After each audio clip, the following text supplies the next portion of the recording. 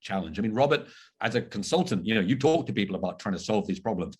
Despite the fact UK and Europe not being exactly the same anymore, that's a different topic of conversation. We won't go there today. But the UK seems to, whether it's nutmeg, or do you think the UK is different? Or I'd be interested in your thoughts on what Georgia was saying there.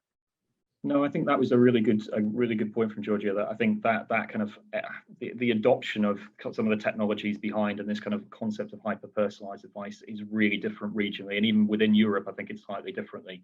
But it's interesting you mentioned robo-advisors, because for me that's always been a bit of a misnomer, particularly in the UK market. People think of nutmeg and they go robo-advisor, but actually, from a regulatory perspective, nutmeg does not provide full regulated advice in the UK. It's actually a reasonably simple model. Exactly as Giorgio said, they've got a couple of models. You answer a basic questionnaire and it makes a suggestion on which model to put you in. So I think in terms of the markets in Europe, they are, I think, behind, even with some of those areas like in the UK with robo-advice, which I think is a step forward from where you are, particularly in Asia, and you said in North America. And I think part of that is a fear of regulation as well. And I think that kind of the regulatory landscape in Europe is, I think, a little bit tighter, and it's also different. And the appetite that regulators have in each jurisdiction in Europe, even if you've fundamentally got MiFID II, is slightly different. And so I think firms have held off slightly on this kind of hyper-personalized advice, because essentially you're getting very close to kind of getting into the realm of whether something is suitable and appropriate. And there's a lot of kind of baggage and thought that needs to go into that when you're actually making a recommendation to a client, particularly when you think about regulations such as MiFID II. So I think that slightly fragmented market, the regulations within the market, and that slight fear that you get within firms about making those formal regulations as recommendations has kind of held back, I think, Europe slightly on that kind of journey to hyper-personalization. But is there, and maybe staying on this, and Robert, maybe a question and follow up with Georgia, how much does a regulator need to catch up? Because I agree. So at Bamboo, we've deployed in Asia, Europe, and America. And we do often hear, exactly as you say, Robert, is that, oh, we don't want to over-personalize because it could stray into the wrong type of advice, suitability, it's complex. And, that area, I don't want to say, do you think there's more the regulators can be doing, but how do we cross that chasm? Because other countries have done it. Like, you do see more personalization in other regions. Is there like a step change or something that Europe could be doing to make it? Because we hear what you're saying quite often. How do we take that step forward? No, I think it's a really good point about the engagement from the regulators. And I know particularly in the UK, through something like the SCA Sandbox, there are a couple of firms that, such as Multiply, that have made it through that recently, offering something much closer to fully regulated advice. And so I think the regulator is kind of keen to get involved and to open the market up. People talk about the advice gap a lot here in the UK, the idea that you have this very underserved segment who can't access advice. And so the regulator's keen to kind of get solutions out there to help firms. But I think, as you said, it still kind of holds back some of the kind of the more incumbents within the industry from taking that leap forward. I don't necessarily think it's just something the regulator can do. I think the regulator being very open with people, that they are open to experimenting with these ideas and maybe even expanding the sandbox. There's been a bit of a glut trying to get into the sandbox recently in the UK would help. But I think also the change needs to come from firms themselves. A lot of the resistance we see kind of the digital or to kind of next best actions and kind of what we think of as kind of some of the tools behind hyper-personalization comes as much from the incumbent firms themselves and their staff as it does from the regulator. And I think kind of taking that step forwards, realizing that there are other ways of kind of doing this, that there are other models that they can think about, I think is really important as well. So kind of meeting halfway between the regulator and the firms to kind of be able to enact that change. Yeah, we've heard this advice gap all the time. And I think for hyper-personalization, the people who don't get advice are the people who need it. And that's incredibly... Robert, from your side, again, you've looked at this from a range of different angles.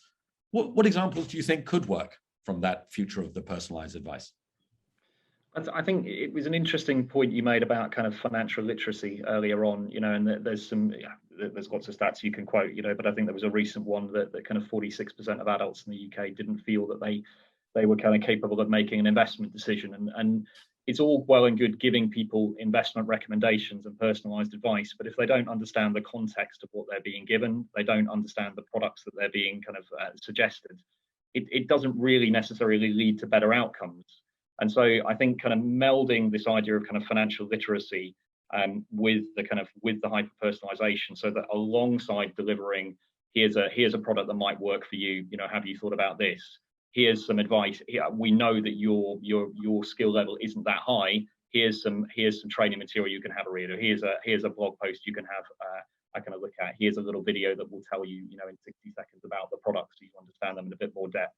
So I think merging together that idea of financial literacy with that hyper personalization, I think has a lot of opportunity. And you see that kind of financial literacy piece in apps like Finimize, which have got quite a lot of traction in the UK market. And I think melding that together with the kind of the personalized advice, I think is kind of one key bit. The other bit for me is really looking at what you're using to provide that personalized advice as well. What are you using to provide that kind of the view of the client?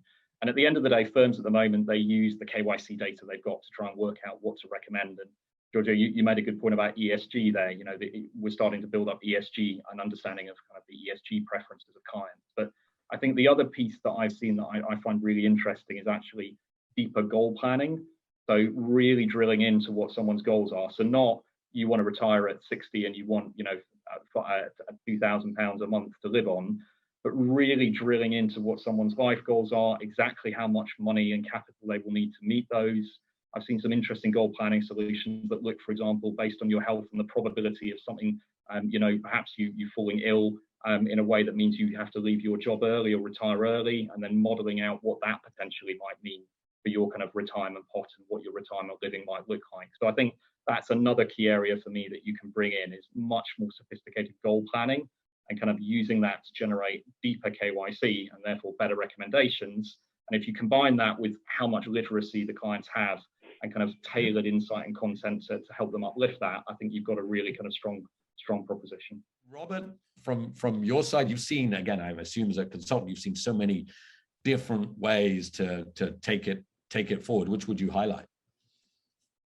I think you made a good point about the fintechs there, and thinking about the kind of I suppose the newcomers versus the incumbents. I think one of the things with a lot of the kind of the fintechs is transparency. They are very transparent about what they're doing, or in the majority of cases, they're pretty transparent about what they're doing. And I think a combination of kind of regulation, but also I think a drive from wealth management firms in the UK and in Europe more broadly, has seen kind of that transparency come through. So whether that's the costs and charges, from MiFID II, in terms of just making it kind of with firms having to be clearer on exactly what fees they're charging and what the impact of those fees are on portfolios. But we're seeing firms starting to go further in terms of being transparent around how those fees are calculated, what those mean.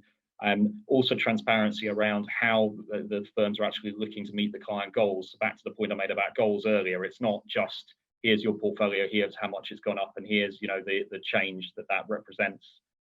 Well, here's how much the fees have eaten into that. It's here's how we're doing against the goals you told us about. Here's how on track we are meeting your requirements. And I think through transparency you build trust. And I think that's the key thing for me is that you've got firms now trying to be more transparent with their customers. I think increasingly you're seeing firms talking about the voice of the customer, or chief customer officers or chief experience officers, and having someone in the firm kind of taking the client side, if you like, thinking about the client first. We're seeing firms with client panels, having kind of key clients kind of feeding into initiatives and kind of projects and new initiative and new kind of product launches from firms. So kind of bringing the clients a little bit more in, kind of comment on how firms are doing, build that kind of trust through that transparency, gaining trust as well. So I think we are seeing that shift very much towards, to your point, not necessarily putting the firm first or being seen to put the firm first, but being seen to put the customer first. Somebody asked me a question the other day. So as Bamboo, we build robo-advisory solutions for people with the technology. Somebody said, does any robo actually care? And again, for all the robos out there, I'm not having to go at you, I'm just saying as it was said. Let's say you put your money in Betterment, Wealthfront, Nutmeg, and you save for retirement for $1 million in 20 years. And in 20 years, you don't retire with $1 million. Does any robo actually care? Is there any penalty? Is there anybody? Because that's, I think, the problem with goals. Quite often, it's just a fanciful name for something. And whether you achieve it or not, the robo actually doesn't do that. It actually just buys you funds which go up and down. In essence, I'm wondering whether we move to a place where the actual achievement of goal is the deciding factor on whether that was good for you. Because I've used this before. Nobody wakes up in the morning and thinks, oh, I want to buy a balanced equity portfolio today. It's not how humans work, right? They want to achieve their goals, yet almost all digital wealth platforms rebalance to, returns on the market. Or I don't know, like, should we move to a place whereby the actual outcome, and Robert, maybe throwing it back to you, you were saying it's achievement of goal, but I don't think many people have got there yet as the deciding factor of what they've delivered to a customer. No, I'd agree with you. I think that the more traditional wealth businesses, and particularly financial planning in the UK, which is kind of very centered around kind of goals and outcomes, even if perhaps the tools aren't always the most sophisticated, does try and put that first. But it's a very long time frame to be measured on. And so I think, to your point, people tend to focus on the short-term measurements, which is how's the performance over the last 3 to 5 years, how are we doing against the wider market? But that's not, as you said, necessarily the right thing for the clients. I'm a Nutmeg customer. I don't put money in Nutmeg, and then monitor the performance. What I care about is whether I'm going to retire with an amount of money that allows me to live comfortably. That's my goal. That's why I'm saving with them.